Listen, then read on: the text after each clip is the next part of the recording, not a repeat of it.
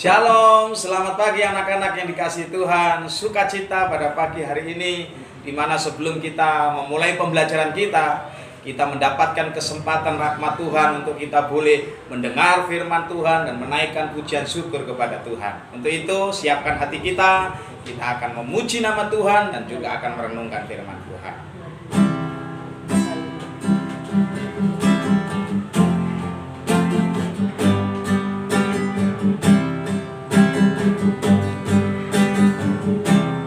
Kasih setiamu yang kau nyatakan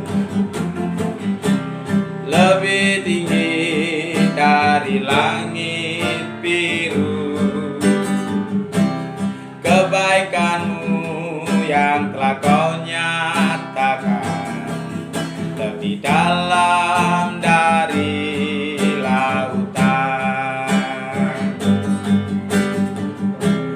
berkatmu yang telah ku terima sempat membuatku terpesona.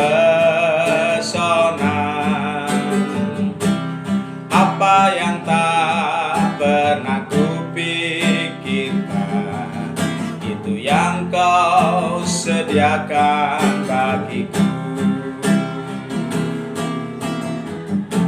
Siapakah aku ini Tuhan? Jadi biji matamu. Dengan apakah ku balas Tuhan selain puji dan sembah Kau? Selain puji dan sembah Kau. Mari kita berdoa. Kami mengucap syukur ya Tuhan, buat pagi hari ini kesempatan bagi kami sebelum kami belajar, sebelum kami menerima pelajaran dari Bapak dan Ibu guru kami sungguh bersyukur mendapatkan kesempatan untuk boleh mendengar firman Tuhan lewat renungan pagi. Untuk itu ya Tuhan, berikan hikmat, pengertian kepada kami, agar firman-Mu yang kami dengar, yang kami nikmati bersama-sama, boleh mengubah seluruh hidup kami menjadi kekuatan bagi kehidupan kami. Terima kasih ya Tuhan, di dalam nama Tuhan Yesus, haleluya, amin.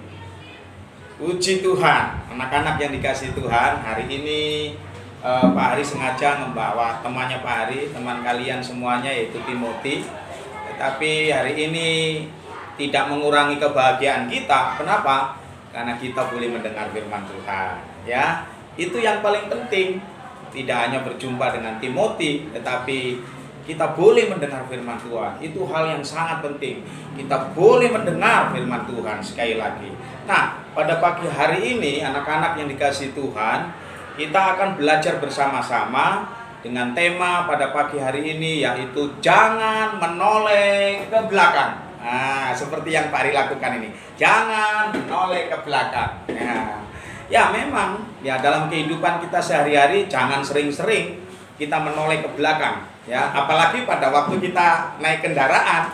Ya, kalau papa kita nyetir kendaraan, ya jangan boleh papa kita noleh ke belakang. Ya, bisa-bisa nanti nabrak. Gitu. Nah, kalau kita bicara tentang jangan menoleh ke belakang, anak-anak pasti ingat sebuah cerita di dalam firman Tuhan, yaitu tentang Sodom dan Gomora. Nah, pasti anak-anak tahu tentang cerita Sodom dan Gomora, yaitu cerita tentang keluarga Lot yang hidup di kota Sodom dan Gomora. Wah, kenapa seperti itu? Karena apa? Karena peristiwa Sodom dan Gomora ini adalah sebuah peristiwa yang mengerikan. Ketika kota ini, penduduk yang ada di kota ini betul-betul tidak mau menghormati Tuhan. Kejahatannya luar biasa. Kejahatannya begitu luar biasa, sehingga sampai-sampai Tuhan itu tidak berkenan sama sekali dengan kota ini dan berniat untuk menghancurkan kota ini, untuk membumi hanguskan kota ini. Nah, mungkin kalian boleh bertanya, apa sih hubungannya kota Sodom dan Gomora itu dengan menoleh ke belakang, Pak? Ya, kalau menoleh ke belakang sekarang ya boleh, ya toh. Tetapi ada hubungannya yang sangat erat, yaitu ketika istri daripada Lot ini tidak taat, ya, ketika Tuhan mengirimkan malaikatnya untuk menyelamatkan keluarga Lot ini, mereka ini merasa ogah-ogahan. Apa itu ogah-ogahannya? Merasa malas-malas ya, karena mungkin sudah nyaman dengan kehidupan kota Sodom dan Gomora yang begitu jahat. Mereka sudah terbiasa hidup di tengah-tengah orang-orang yang jahat. Sehingga ketika Tuhan menyatakan untuk kota itu mau di bumi hanguskan, mereka disuruh pindah, padahal mau diselamatkan mereka dari kehancuran. Tetapi mereka males-malesan gitu ya. Anak-anak siapa di sini yang males ya? Males ke sekolah ya. Kalau dibangunkan nangis ya, atau pergi ke sekolah itu kalau nggak dikasih uang sangu nggak mau ke sekolah ya, macam-macam. Itu namanya males. Namanya males ya. Nah, ini anak-anak yang dikasih Tuhan, ketika mereka sudah mau, dia harus meninggalkan seluruh harta bendanya ya. Karena apa? Tidak sempat bawa harta benda, karena ini memang finish ya, dimana Tuhan mau menghancurkan kota ini. Maka mereka disuruh pergi cepat-cepat ya. Ini kita bacakan ya, di Kejadian pasal 19 ayat yang ke-17.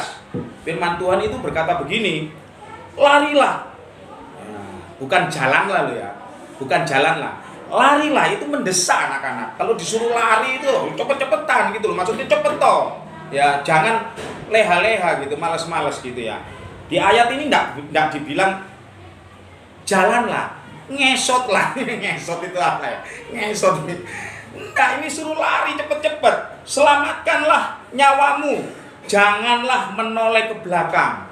Nah, orang yang harus cepet-cepet lari itu jangan sampai menoleh ke belakang. Coba bayangkan kalau kita mengikuti sebuah lomba lari ya, lari 100 meter itu lari yang cepat, membutuhkan konsentrasi yang penuh. Lalu ketika dia pergi lari, dia sudah di depan, lalu menoleh ke belakang, pasti kesalip sama orang yang lain. Kenapa? Karena mereka tidak konsentrasi. Demikian juga perintah Tuhan itu jelas, suruh lari, nggak boleh noleh ke belakang. Tapi ternyata ya masih aja bandel ya.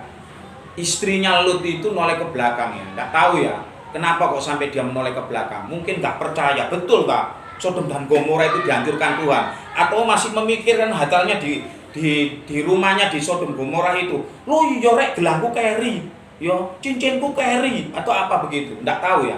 Tetapi perintah Tuhan itu harus ditaati. Ketika dia melanggar perintah Tuhan, maka apa yang terjadi kalau kalian membaca Kejadian pasal 19 selanjutnya, istri Lot itu menjadi tiang garam, menjadi batu, menjadi tiang garam. Nah, anak-anak, ini bukan cerita bohongan, ini menjadi batu seketika itu. Kenapa? Lot enggak tahu kalau istrinya jadi tiang batu. Ya dia tidak menoleh ke belakang, karena perintahnya tidak boleh menoleh ke belakang. Nah, anak-anak yang dikasih Tuhan, di dalam arti rohaninya menoleh ke belakang itu tidak boleh melihat masa lalu kita. Ya, anak-anak, kemarin kita sudah ulangan semuanya ya. Mungkin kita sudah meraba-raba nilainya. Aku dapat nilai berapa ya? Ya, tidak perlu disesali ya. Ya, kalau dapat nilai jelek tidak perlu dilihat terus, dikenang terus nilai jelek. Enggak ngapain, enggak bisa ngerubah. Kalau dilihat terus merenung, menangis, enggak ada. Ini solusinya. Tetapi dalam ayat ini kita tidak boleh larut di dalam masa lalu atau terbelenggu dengan masa lalu ya. Kita tinggalkan itu dan kita mau berbuat sesuatu untuk kebaikan ya, untuk kebaikan. Pak Hari mau bacakan satu ayat ya di sini ya.